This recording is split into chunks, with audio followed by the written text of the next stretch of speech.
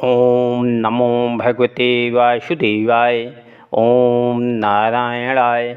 अगली कथा क्षीर समुद्र का मथना। सुखदेव जी बोले, हे परीक्षित, जब परमेश्वर ने समुद्र के किनारे पहुंचकर देवताओं और दैत्यों को वासुकी नाग के लाने की आज्ञा दी, तब उन्होंने पाताल में जाकर वासुकी से कहा कि नारायण जी की आज्ञा में से मंदराचल में तुम्हें लपेटकर समुद्र मथा जाएगा, सो तुमको बुलाने आए हैं, चलो। यह सुनकर वासुकी नाग बोला कि पर्वत में लपेटने से मेरे कोमल अंग को दुख होगा, इसलिए मैं नहीं चल सकता। देवताओं और दैत्यों ने उत्तर दिया कि परमेश्वर ने बुलाया है, सो उनकी आज्ञा मानकर अवश्य चलना चाहिए। यह वचन सुनकर जब वासुकी नाग लाचारी से नारायण जी के पास गया, तब वैकुंठनाथ बोले, हे वासुकी नाग, तुम कुछ सोच मत करो, तुम्हें दुख ना होगा। अमृत निकलने पर तुम भी भाग पाओगे। जब देवताओं और दैत्यों ने वासुकी नाग से पर्वत लपेटकर समुद्र में डाल दिया और मंदराचल पानी पर न ठहर कर डूबने लगा, तब देवताओं और दैत्यों ने परमेश्वर से विनय किया, हे महाप्रभु, पहाड़ पानी में डूबा जाता है, हमारा बल कुछ काम नहीं करता, समुद्र किस तरह मथे। यह वचन सुनकर नारायण जी ने कश्यप का रूप धारण कर लिया। वह कश्यप रूप 1,00,000 योजन लंबा व चौड़ा था। उसने पर्वत को अपनी पीठ पर उठा लिया। जब वह पहाड़ जल पर ठहर गया, तब भगवान जी ने देवताओं और दैत्यों से कहा कि पहले तुम लोग गणेश जी का पूजन करो, जिसमें तुम्हारा मनोरथ सिद्ध हो। गणेश जी की उत्पत्ति इस तरह हुई है कि एक दिन पार्वती जी बैठी हुई महादेव जी के पंखा हाँकती थी। उसी समय उनकी बालक उत्पन्न हुआ। पार्वती जी उनको प्रेम से देखने लगी तो पंखा हाथ से गिर पड़ा। इसी कारण शिव जी ने क्रोध होकर एक त्रिशूल उन बालक को ऐसा मारा कि उसका सिर कट कर ना मालूम कितनी दूर जा गिरा। यह दशा देखकर पार्वती जी ने कहा कि यह मेरा पुत्र था, तुमने क्यों मारा? अब फिर इसको जिला दो, नहीं तो मैं भी अपना तन छोड़ दूंगी। यह वचन सुनकर महादेव जी बोले कि इस बालक का मस्तक बहुत दूर चला गया, वह नहीं आ सकता। उत्तर दिशा में सिर कट के करके जो जीव मरा पड़ा हो, उसका सिर ले आओ तो मैं इसे जिला दूं। खोजने से एक हाथी उत्तर को सिर किए मरा हुआ मिला। उसे महादेव जी के गण ले आए। उस बालक के धड़ में वह सिर जोड़कर महादेव जी बोले, उठ बैठ। वह बालक उठ खड़ा हुआ। तब शिव जी ने उसका नाम गणेश जी रखकर ऐसा वरदान दिया कि आज से तीनों लोकों में जिनके यहाँ शुभ कार्य हो, वह प्रथम गणेश जी को पूज कर पीछे दूसरा काम करते तो उसका कार्य अच्छी तरह संपूर्ण होगा। उसी दिन से सब लोग गणेश जी को पूजते हैं। श्याम सुंदर की आज्ञा पाकर देवताओं और दैत्यों ने भी पहले गणेश जी की पूजा की। फिर नारायण जी की आज्ञा से देवताओं ने वासुकी नाग का सिर पकड़ा और दैत्यों से पूंछ पकड़ने को कहा। तब दैत्य लोग अभिमान से बोले कि हम किस बात में तुमसे कम हैं, जो अशुद्ध अंग पूंछ को पकड़े। यह सुनकर परमेश्वर ने देवताओं से कहा कि तुम ही लोग पूंछ पकड़ो। सो दैत्य लोग सिर और देवता वह नारायण जी वासुकी नाग की पूंछ पकड़कर समुद्र को दही के समान मथने लगे।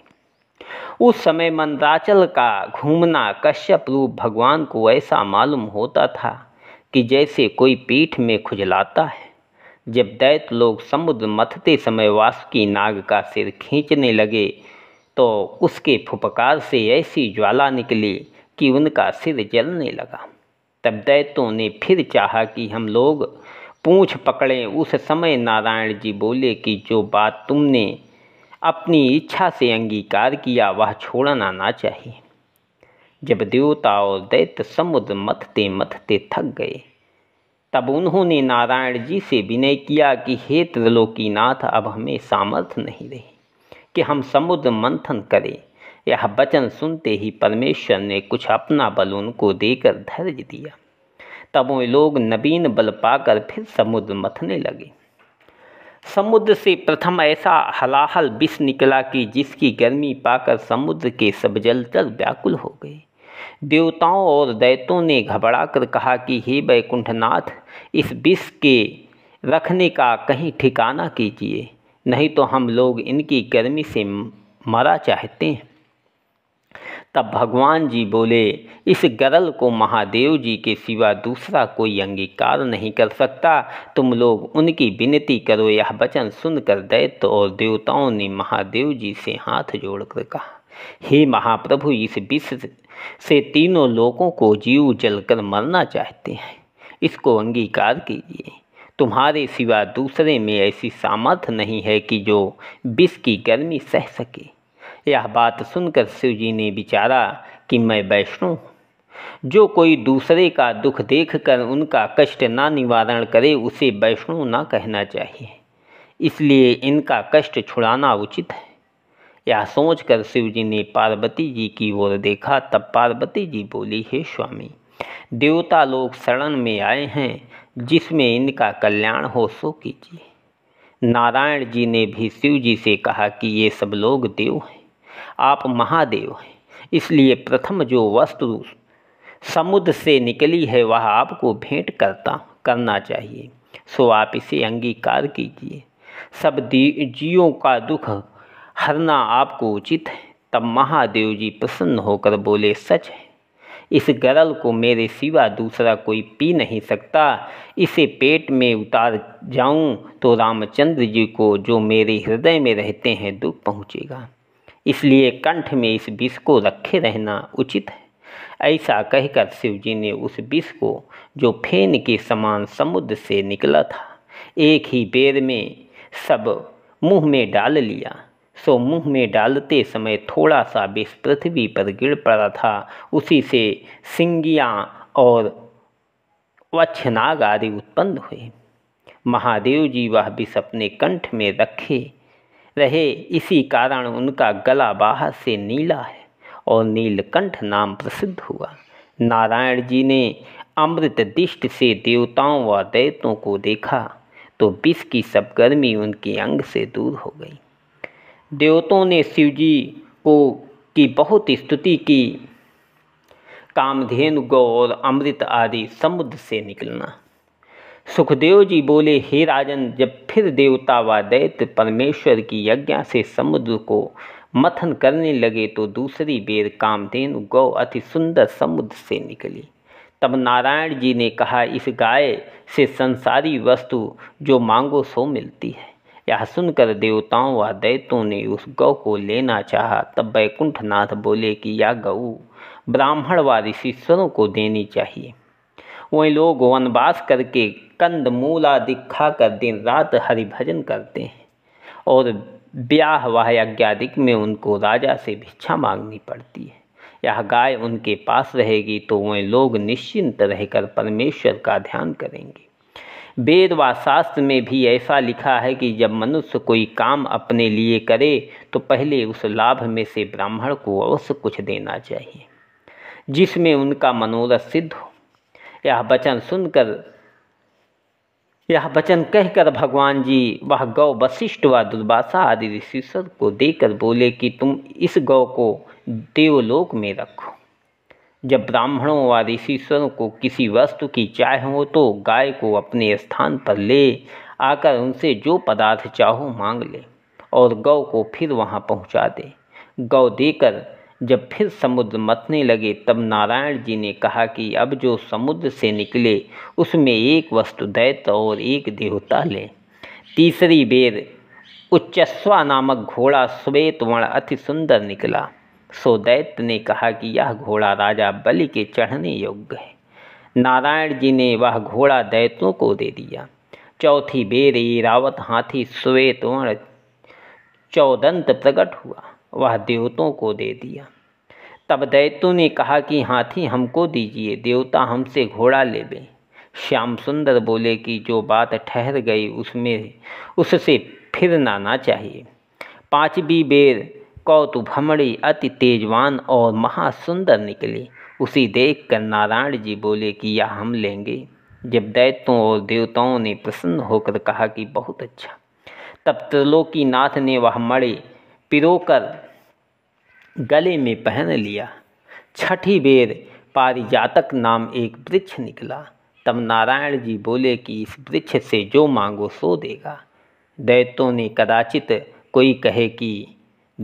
ने लिया। कदाचित कोई कहे कि वह वृक्ष इंद्रलोक में किस तरह गया, सो जानना चाहिए कि जब 14 रत्न समुद्र से निकलने के उपरांत देवताओं और दैत्यों में युद्ध हुआ, तब देवता दैत्य को जीतकर वह वृक्ष देवलोक ले गए।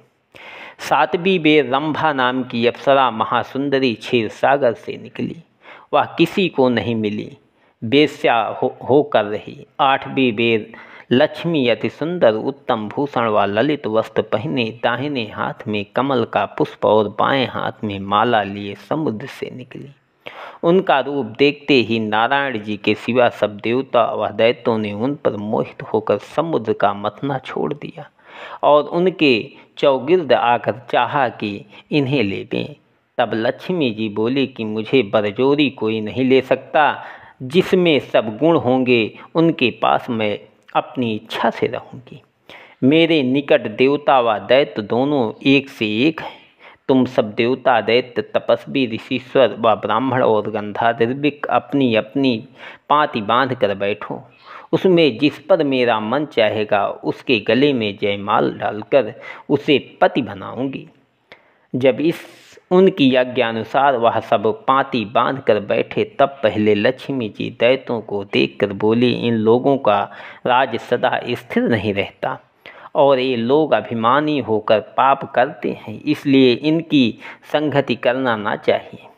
फिर तपस्वी व ऋषीश्वर को देखकर कहा कि ये लोग महाक्रोधी हैं, थोड़ा अपराध करने पर भी बड़ा भारी श्राप दे देते हैं। फिर ज्ञानियों को देखकर बोली कि ये लोग नियम व आचार से ना रहकर मनमाना कर्म करते हैं। फिर देवताओं को देखकर कहा कि ये लोग निर्बल हैं। जब इन पर कुछ विपत्ति पड़ती है तब नारायण जी की शरण में जाकर उनसे सहायता लेते हैं, इसलिए इनको अंगीकार करना उचित नहीं है। उसी समय पृथ्वी ने अति उत्तम रत्न जड़ित सिंहासन लाकर उन पर लक्ष्मी जी को बैठाया और गंगा यमुना नर्मदा आदि तीर्थ स्त्री रूप होकर स्वर्ण के कलशों में अपना अपना जल ले आए। कामधेनु गौ ने दूध दही गोबर गोमूत्र व खित मिलाकर पंचागब्र बनाया। पृथ्वी ने पंचगब्र और तीर्थों के जल से लक्ष्मी जी को स्नान कराया। अति उत्तम भूषण व वस्त्र पहनाकर यथा योग्य उनका श्रृंगार किया। तब लक्ष्मी जी ब्रह्मा को देखकर बोली कि या बूढ़े हैं। फिर इंद्र वरुण कुबेर देवताओं को देखकर कहा कि इनको 8 पहर अपनी पदवी बढ़ने की इच्छा बनी रहती है। फिर लोमस आदि ऋषीश्वरों को देखकर बोली कि इन लोगों की इतनी बड़ी आयु है कि कितने ब्रह्मा इनके सामने मर जाते हैं, सो दीर्घ आयु होने से निर्बल होकर अशुभ कर्म करने से नहीं डरते और मृत्यु का भय नहीं रखते। जो मनुष्य मरने से डरता है उससे कुकर्म नहीं होता। फिर लक्ष्मी जी ने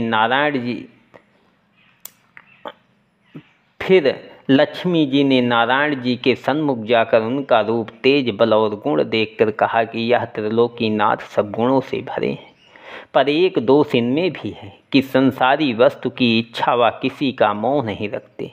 इनकी कृपा व दया कुछ जप व स्मरण के अधीन नहीं है। देखो ऊधो भक्त जो जन्म भर इनकी सेवा में रहा, उनको इन्होंने आज्ञा दी कि तुम बदरिका आश्रम में जाकर तप करो, तब तुम्हारी मुक्ति होगी। और वह कीवट जिसने इनके पैर में बाण मारा था उसको विमान पर बैठाकर उसी समय वैकुंठ में भेज दिया।